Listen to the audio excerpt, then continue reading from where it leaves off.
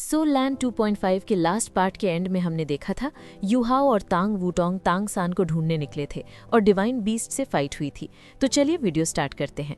सामने जो क्रीचर खड़ा था वो 20 मीटर से भी ज्यादा लंबा था। पूरा शरीर डार्क ब्लू, पीछे दर्जनों नुकीले हॉर्न और माथे पर 3 विशाल सींग। पूरा शरीर इलेक्ट्रिक लाइट से घिरा हुआ। लेकिन ध्यान देने वाली बात ये थी, गॉड ऑफ इमोशंस की तलवार के वार से उसका एक सींग बर्फ से जम चुका था। ये कोई नॉर्मल अटैक नहीं था। गॉड ऑफ इमोशंस की 2 सबसे बड़ी ताकतें थी, मेंटल पावर और अल्टीमेट आइस। गॉड रियल में भले आइस गॉड न हो, लेकिन अगर होता तो वो सीट गॉड ऑफ इमोशंस ही लेता। अभी जो अटैक हुआ था वो था स्नो एम्परर की 3 स्किल्स। उसके पीछे जो आकृति उभरी थी वो कोई इल्यूजन नहीं थी, वो थी snow emperor, ice sky, snow girl, Douluo continent की 70,000 साल कल्टीवेशन करने वाली legendary soul beast. God realm के रूल्स की वजह से सोल बीस्ट्स नॉर्मली गॉड नहीं बन सकते, लेकिन स्नो एम्परर ने गॉड ऑफ इमोशंस के साथ मर्ज होकर ये लिमिट तोड़ दी थी। अब वो उसकी पार्टनर थी और एक डिवाइन लेवल एग्जिस्टेंस भी। बटरफ्लाई गॉड ने सामने वाले क्रीचर को देखा और चौंक कर बोली, thunder dragon. Thunder dragon, lightning का प्यारा ड्रैगन ब्लड वाला डिवाइन बीस्ट। गॉड रियल्म की पुरानी वॉर में ये लगभग खत्म कर दिए गए थे, तो यहाँ इसका होना एक ही बात दिखाता था, गॉड ऑफ डिस्ट्रक्शन की प्लानिंग बहुत ज्यादा डीप है। थंडर ड्रैगन दहाड़ा, उसके हॉर्न्स के पीछे डार्क पर्पल थंडर बॉल्स बनने लगे। डिवाइन पावर इतनी तेज थी कि पूरा आसमान थंडर क्लाउड्स में बदल गया। गॉड ऑफ इमोशंस काम रहा, डरने का सवाल नहीं था, लेकिन प्रॉब्लम ये थी कि ये जगह फॉरेस्ट कोर के बहुत पास थी। अगर गार्ड्स अलर्ट हो गए तो सिचुएशन हाथ से निकल सकती थी। फास्ट फिनिश जरूरी था। स्नो एम्परर ने गॉड ऑफ इमोशन से कनेक्ट किया। एक पल में वो टेलीपोर्ट जैसी स्पीड से थंडर ड्रैगन के सामने पहुंच गई। उसकी शरीर से एक और ग्रीन फिगर निकली। दोनों ने हाथ पकड़ा और आइस ब्लू और ग्रीन लाइट का एक मैसिव बीम फूटा। पूरा इलाका इंस्टेंटली फ्रीज हो गया। स्वैम्प, जमीन, पेड़, हवा सब बर्फ में बदल गए। गॉड ऑफ इमोशंस का हैलो पूरी तरह आइस वाइट हो चुका था। एब्सोल्यूट जीरो, उसकी सबसे खतरनाक range ice ability. Thunder dragon ने बचने के लिए थंडर बॉल्स फेंके, लेकिन जैसे ही वो बीम से टकराए, लाइटनिंग फ्रीज हो गई। एक पल के लिए स्पेस इटसेल्फ जैम हो गया। गॉड रियल में स्पेस को फ्रीज करना ये सिर्फ फर्स्ट लेवल गॉड ही कर सकता है। स्नो एम्परर से अलग हुई ग्रीन ड्रेस वाली लड़की का नाम था आइस एम्परर। वो असल में आइस जेड एम्परर स्कॉर्पियन नाम की एंशिएंट सोल बीस्ट थी और वही गॉड ऑफ इमोशंस को फॉलो करने वाली पहली एग्जिस्टेंसेस में से एक थी। इस समय जो स्किल यूज हुई थी वो थी pride of the 2 emperors of ice and snow, God of emotions की सबसे खतरनाक आइस एट्रीब्यूट मैजिकल स्किल्स में से एक। स्नो और आइस का फ्यूजन और ऊपर से एब्सोल्यूट जीरो का बूस्ट इस स्किल को लिमिट के पार ले गया। Divine beast maximum peak second level God तक ही जा सकता है और थंडर ड्रैगन यही था। ब्लू ग्रीन बीम चमकी और अगले ही पल थंडर ड्रैगन की जगह एक जायंट आइस स्कल्पचर खड़ी थी। थंडर एलिमेंट कंट्रोल से बाहर निकलकर शांत हो गया। आसमान के थंडर क्लाउड्स धीरे धीरे डिसिपेट हो गए। स्नो एम्परर और आइस एम्परर दोनों लाइट में बदले और वापस गॉड ऑफ इमोशंस के अंदर मर्ज हो गए। गॉड ऑफ इमोशंस ने गहरी सांस ली, बटरफ्लाई गॉड को देखा और दोनों फिर से इनविजिबल होकर आगे बढ़ गए। ध्यान देने वाली बात, उन्होंने थंडर ड्रैगन को मारा नहीं, एब्सोल्यूट जीरो से सील कर दिया।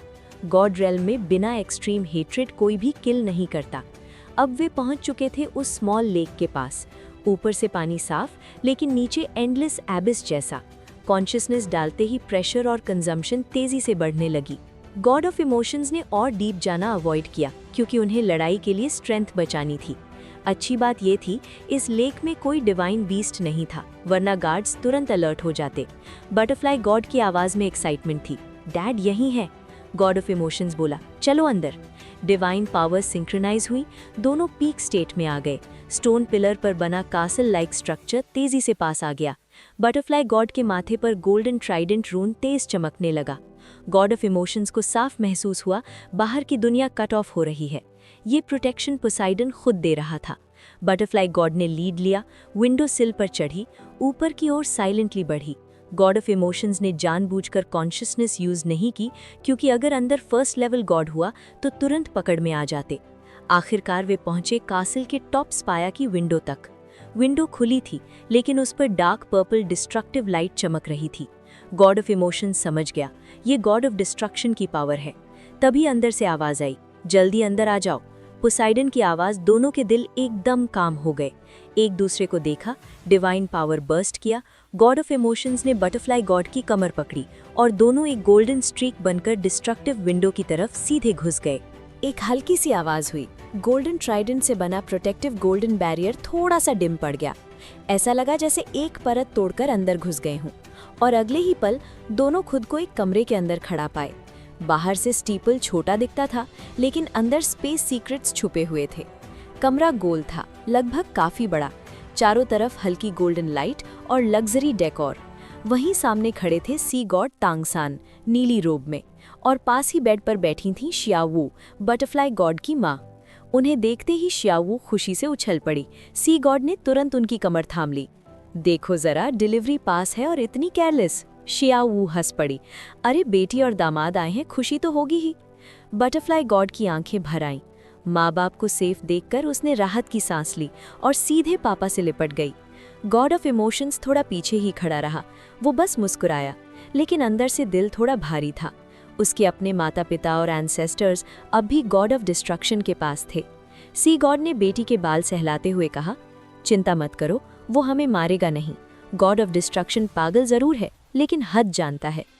तभी गॉड ऑफ इमोशंस आगे आया। Father in law, mother in law, मैं यू हाउ हूँ। शियावू ने तांगसान को घूरा। सब तुम्हारी गलती है, पहले से इतना टफ ट्रेनिंग दिया, अब देखो अब भी डरता है। तांगसान थोड़े ऑकवर्ड हुए। अरे फ्यूचर सन इन लॉ है मेरा, फर्स्ट लेवल गॉड बनने के लिए टेम्परिंग तो चाहिए ही। फिर यू हाउ की तरफ देखा, है ना God of emotions? God of emotions तुरंत सीधा, हाँ डैड आप सही हैं। शियावू मुस्कुराई, हम बिल्कुल ठीक हैं यहाँ, खाना पीना सब है, और तुम्हारे पापा ऑफिस वर्क से फ्री हैं, मेरे साथ रहते हैं, मुझे तो अच्छा ही लग रहा है। गॉड ऑफ इमोशंस सोच में पड़ गया, मेरी सास इतनी चिल कैसे हो सकती है? तांगसान खिड़की के पास गए, गॉड ऑफ इमोशंस भी तुरंत पीछे पीछे। सी गॉड की आवाज़ गहरी हो गई, गॉड ऑफ डिस्ट्रक्शन ने तुम पर हमला करवाया था और तुम्हारे एंसेस्टर दाई मोबाई उन्हें भी ले गया, हाँ? यू हाउ की आंखों में चिंता साफ थी। तांगसान ने उसके कंधे पर हाथ रखा, चिंता मत करो, वो उन्हें नहीं मारेगा। यू हाउ को अजीब लगा, इतना सब होने के बाद भी तांगसान के दिल में नफरत नहीं थी।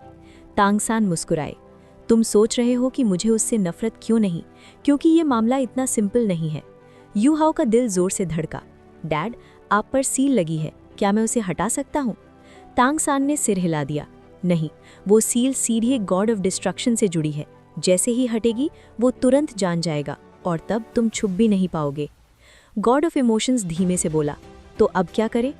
सी गॉड की आंखों में गंभीर चमक आई, इसीलिए मैंने तुम्हें बुलाया है, अब ध्यान से सुनो, मैं जो कहूँगा बस वही करना, बाकी मेरी जिम्मेदारी है। हाँ, सी गॉड की बात सुनते ही गॉड ऑफ इमोशंस ने राहत की सांस ली। जब फादर इन लॉ काम है तो हालात कभी भी पलट सकते हैं।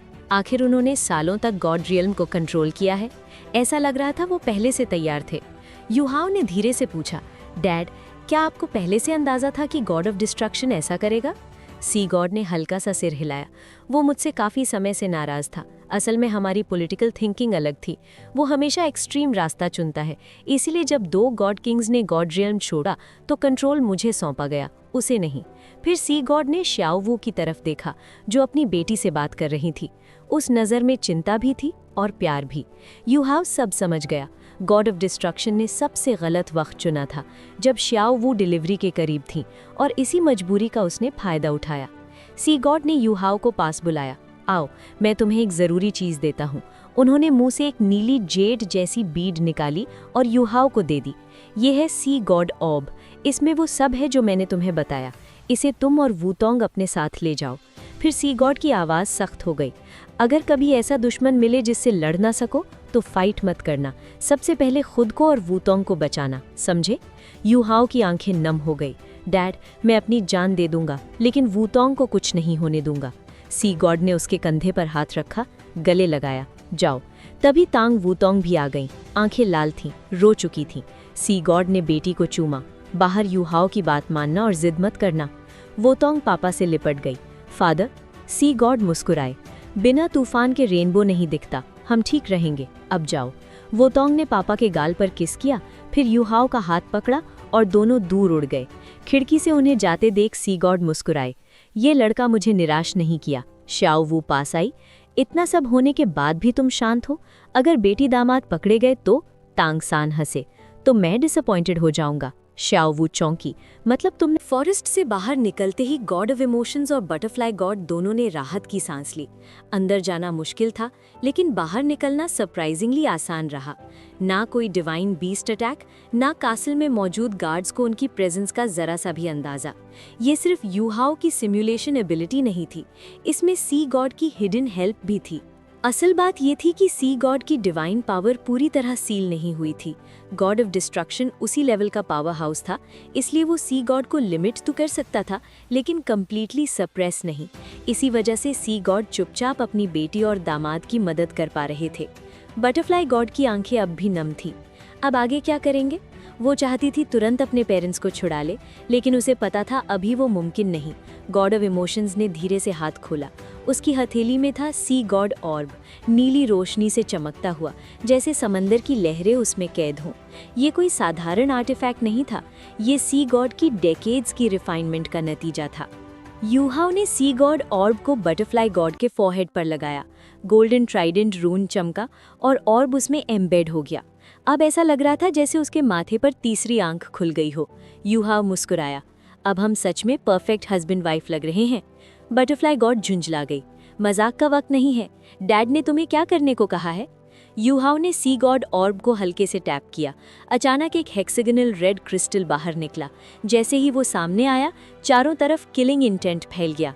हवा ठंडी नहीं हुई, भारी हो गई। धरती, आसमान सब कांपता सा महसूस हुआ। बटरफ्लाई गॉड चौंक गई। ये शूरा गॉड का लॉ इन्फोर्समेंट बैज डैड ने ये भी दे दिया? यूहाओ ने सिर हिलाया। हाँ, God of destruction God realm centre control करेगा, लेकिन इस बैज के रहते वो हमारी लोकेशन ट्रैक नहीं कर पाएगा। बटरफ्लाई गॉड ने गहरी सांस ली। डैड रेयरली शूरा पावर यूज करते हैं, क्योंकि इसका मर्डरस ऑरा इंसान को बदल देता है, ठीक वैसे ही जैसे डिस्ट्रक्शन गॉड अपने ही पावर से करप्टेड हो गया। यूहाओ की आंखों में सम्मान झलक उठा। इसीलिए डैड सबसे अलग हैं। इतनी दूर तक सोचने वाले लोग कम ही होते हैं। बटरफ्लाई गॉड उसके सीने से लग गई। डर अभी था, लेकिन अब उम्मीद भी थी। गाइज, अगर आपको वीडियो पसंद आई हो तो लाइक, कमेंट और शेयर जरूर करें, और हाँ, चैनल को सब्सक्राइब करना मत भूलना।